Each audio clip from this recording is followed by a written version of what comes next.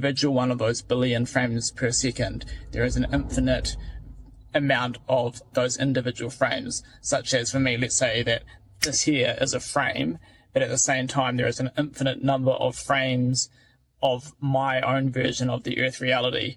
Obviously, like there will be 8 billion people experiencing their individual frame, but then there's also the frames of perception from like the trees and the plants, the fishes, the animals, etc.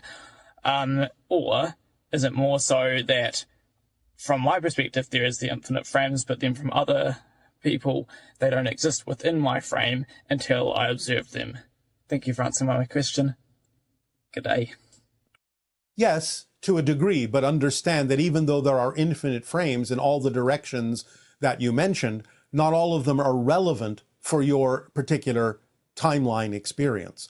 So while they all exist, you only experience a finite number of them in any given lifetime or timeline. And you only experience those who have frames that, as you say, you are willing to observe, willing to interact with. You create similar frames that allow you the experience of interaction, even though you're not actually in the same frame. All right, good day, good day. Good day, my friend. Oh, so exciting to see you again. All my love. Bashar, I've heard it described by the channel, what was it? Niagara Falls through a garden hose. Acting on the formula, that last part, remaining in a positive state no matter what happens, I've noticed there's some physical feelings I get. What is this? Certain things are dissolving, and physically speaking, I'm feeling like almost like a cobweb on my face, some certain things. Is this natural? It can be one of the effects of allowing your neurological net to realign itself and be upgraded to receive higher frequency energies. You will get used to it. Okay, very good, very good. And I think that's pretty much about it. With that, thank you very much. All my love, and all my love to everyone else. Our unconditional love to you as well. Aveo. Aveo.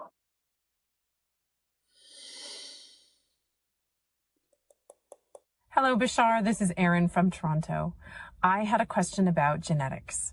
My question is, I am Caucasian and my husband is Persian, and we just assumed that the dominant genes would be his since he has black hair and brown eyes and dark skin, that our child would look like him. But my son looks exactly like my dad, like to the degree to which my dad showed me a photo of himself as a baby and it was identical to my son. And I wondered, is this a choice made by the child themselves? Does this have to do with their DNA or their life choices? Is it that they're trying to align more to my familial lineage, or is it just genes? Does it just happen the way it happens? I feel like there's more significance here.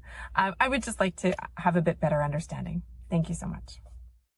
It's all of the above. The spirit will choose the genetic makeup that will serve the life path best. So therefore, it can be an expression of what will work for the spirit in this particular lifetime. And therefore, they choose the genes that will be arranged in such a way as to allow them the expression and the idea of the, one moment,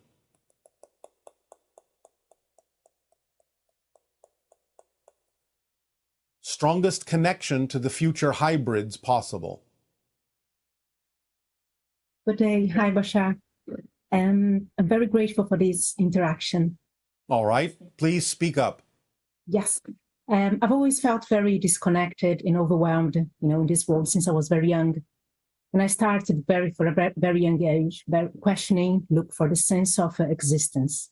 Like many others here, I have a long story of pain, suffering, search, learning, and healing to try to connect with God or enlightenment, if we can say this word. So 13 years ago, I found you. And I've been following the formula, practice it along with other remission sleeps. And a couple of years ago, I finally found some clarity, peace, healing, purpose, my mission, when I then decided to go back to South America and work in communities. And I took then one of my sons. And 6 months later, he passed away unexpectedly. So I felt lost, disconnected, like I went backwards again. So my question is related to, at the moment, I don't need anything. I don't want to manifest anything.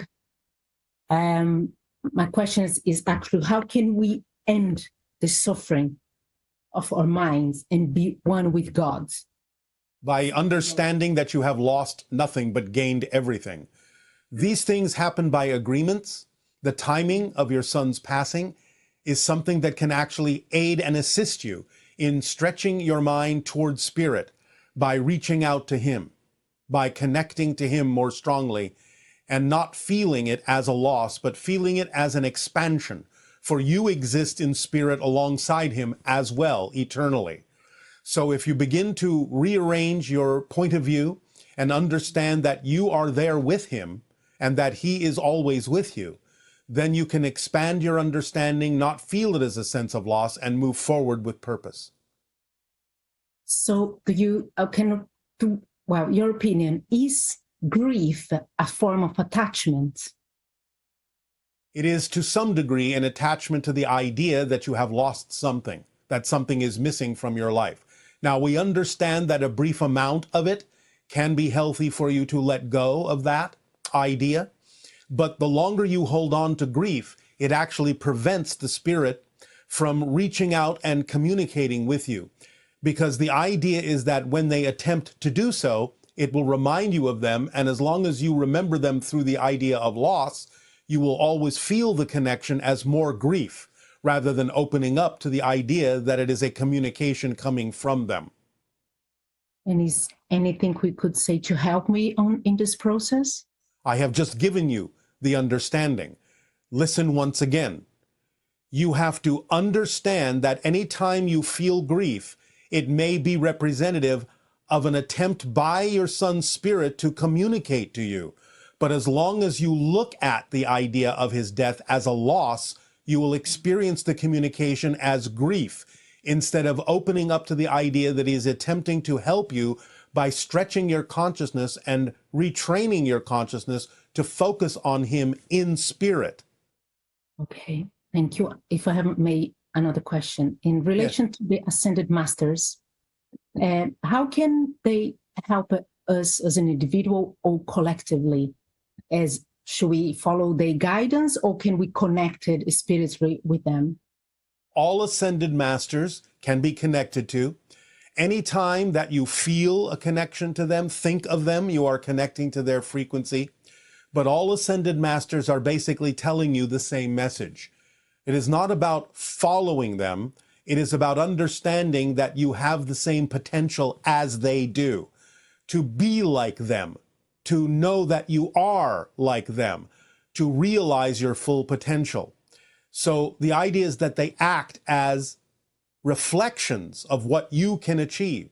They act as reminders of the power that you have within you. So if you take it to heart and understand that they're simply showing you what you can also be, then again, you can move forward with purpose and passion. If I may, another question. So is it true that people are really channeling them as well?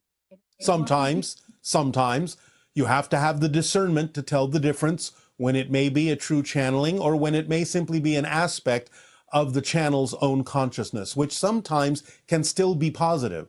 But you have to have the discernment to know the difference between when it is connecting to a different being, an ascended master, a spirit guide, an extraterrestrial, extra-dimensional source, or when it may simply be something that represents the channel's aspect of a different aspect of their own personality.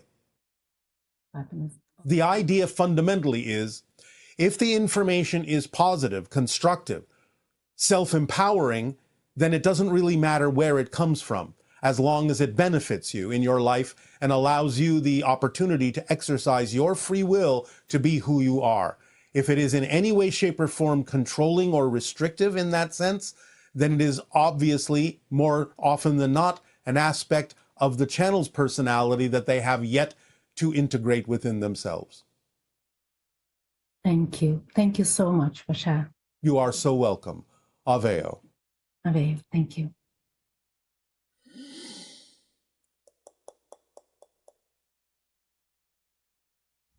Hello, Bashar. I understand the concept that there is only me in the room, meaning that I have my own production house creating my own movie. But what about other people who also play a part in my movie? Do I have a say as to how they react, behave, or interact with me? Or all these are still their own decisions at the soul level? Meaning that their world and my world actually share the same storyline, or separate? For example, can a man actually create a reality in which his ex-wife actually moves back and falls in love with him all over again, while his ex-wife in her world, in her movie, she has actually moved on and married someone else? How separate or overlapped are these different worlds? It can happen that way, although again it depends upon how it serves a purpose in that life path to experience those things. The idea is that you make agreements with others, agree to different kinds of storylines, as you say, but you still experience your version of those stories in your reality. By agreement, others will seem to share the same reality, even though they are in their own reality, perceiving their versions of you as you are perceiving your versions of them. So you are creating your versions of them, and it will be based on your belief systems about what you need from them, which can be either slightly or very different from what they may perceive in their reality of their version of you.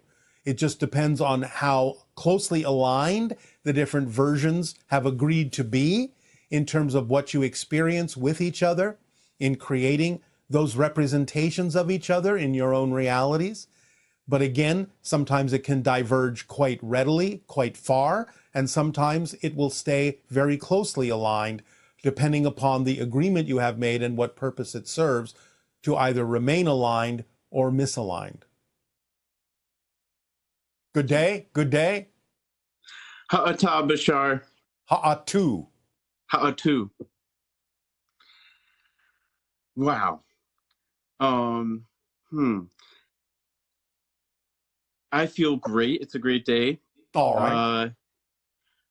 I feel like we have had a conversation before, maybe telepathically. I was standing out in my yard and I had just listened to some of your stuff, and yeah, I could feel something. I don't know if it was that me making it up in my head with my... It is your higher mind, and also in combination with us, because we have many conversations with people on the non-physical realm before we have them in the physical realm. But the idea is that it always involves your higher mind to gain practice for you in understanding that your higher mind can answer all the things we have been answering for all of you for all this time as well. Cool. I do want to ask some specific questions. One, I'll just start off with one of them is about, I'm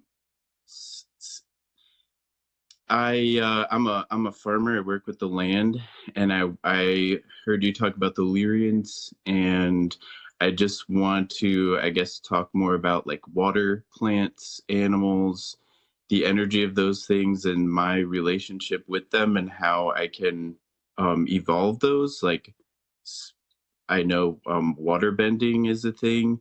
There's a lot of things that I've seen in movies like superheroes can do, and I just get chills when I see those things. So I feel like they're possible.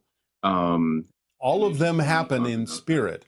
All of them can happen in spirit.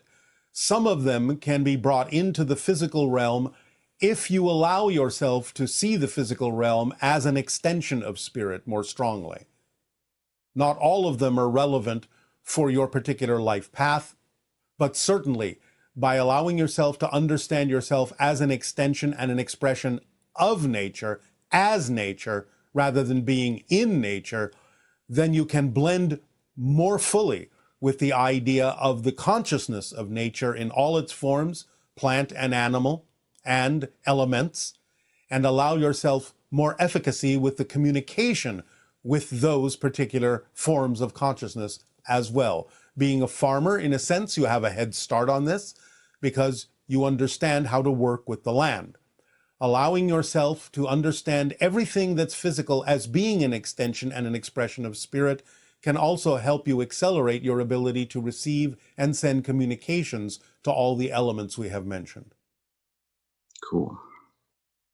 And does that include the Sasquatch or other all things in physical- nature. All things in nature. So are the Sasquatch aware of me? They can be. They are aware of many humans individually, especially those that work the land. So peripherally, they can be aware of you, though it may not be extensive.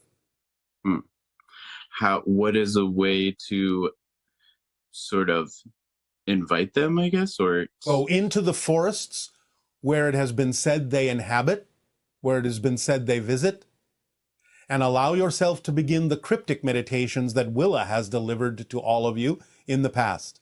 Sitting with your back to a tree, near a source of water, listening to the water, and extending your mind deep underground into the root system and the mycelial network of the tree, and beginning to blend with the communication between the trees in that way, can also connect you to many forms of nature, including the elementals and including the idea of Sasquatch.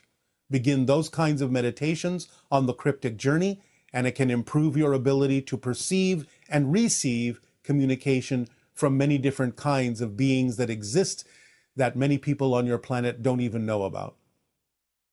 Cool. And teleportation, is that possible with my physical body, or do I need some sort of ship? No, you do not need a ship. You have to understand that you're already teleporting all the time. That's how you move. You jump from moment to moment. You teleport from moment to moment. It's just that you do it so smoothly and so quickly, you don't even know you're doing it. So getting a deeper understanding of the fact that you're already doing it, because every moment you shift to a different reality, literally a different universe, you are teleporting constantly. Even to have the experience of a movement like this requires teleportation through billions of different parallel universes. So if you understand more deeply that you're already teleporting, you can increase your vibration to be able to perceive the rate at which you are already teleporting to create the sensation of movement, which is an illusion.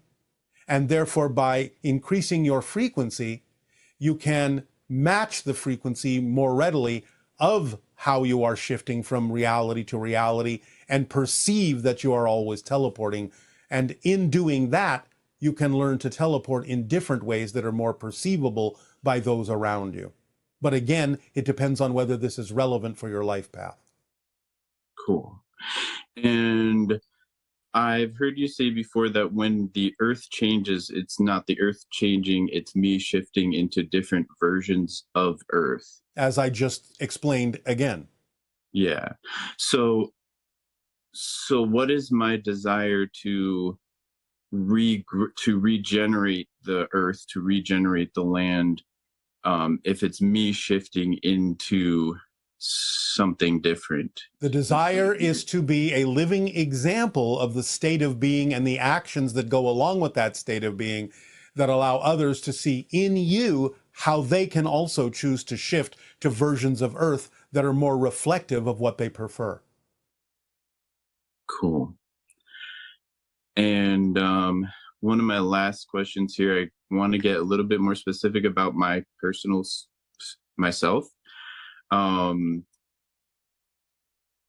I know that I also listen to Abraham Hicks, so I know that in my vortex there's this all around me is this pure, massive well-being, and I know that there are some thoughts that may be formed beliefs that resist me allowing who I am to flow, and those thoughts are what I want to get at so that I can, I guess, All right. identify them. Well, the easiest way to do that is ask yourself how it serves you to hold on to them, because you don't hold on to anything that you don't believe serves you. So you have to look for the structure and the nature of what the belief is telling you and realize that you may have a belief that is causing you to be afraid to move forward because the belief is telling you that if you do let go, something worse will happen. So you have to find out what that belief is saying to you to see that it's nonsensical and not a fact. It's just a story. And is that something that you're able to see in me? Or how do you? I can only tell you how to allow yourself to discover it. Because again, this goes to the motivational mechanism. Listen carefully. You hold on to anything you believe serves you, even if it's a negative thing, because you believe the alternative would be worse. So you'll hold on to even something negative if you believe it's the safer alternative. So you have to find out what you're afraid might happen if you move forward in the direction you say you prefer, but find that you're not moving forward in that direction. It can only be because you have a belief that says moving forward in that direction would be worse than staying put, no matter how negative staying put actually would be. So you have to discover within yourself what you're afraid of might happen if you move forward. Okay. And when I live in Hawaii, is there Yes. anything here, maybe around my location, that... What island are you on? Say that again. What island are you on? Maui. All right. You understand that Haleakala is the heart chakra of the world, yes? Yes. The heart vortex. Allowing yourself to meditate in the understanding will open up your heart and open up communication to many different forms of elemental being. Cool. Does that serve you? Yes.